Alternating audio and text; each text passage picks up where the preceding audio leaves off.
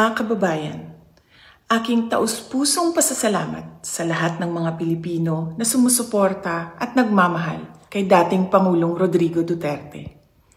Sa mga kababayan natin sa Pilipinas, the Netherlands at iba't ibang panig ng mundo, napakalaking bagay para kay Pangulong Duterte ang pagtitipon ninyo para sa kanyang pag-uwi at kaarawan.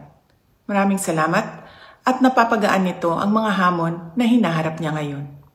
Alam din ni Pangulong Duterte na haharapin niya ang ICC na kasama ang lahat ng mga Pilipino sa iba't ibang panig ng mundo, lalo na ang mga kababayan natin sa Pilipinas. Sa kanyang pagdiriwang ng kanyang 80th birthday, huwag nating kalimutan na ipagdasal sa Diyos na sana ay biyayaan pa siya ng mas magandang kalusugan at mas mahabang buhay.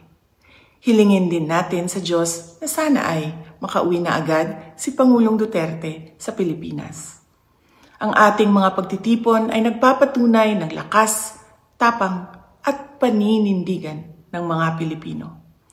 Sana ay magpatuloy din ang inyong suporta at pagmamahal sa ating dating Pangulo hanggang sa darating na halalan ng ating mga senador.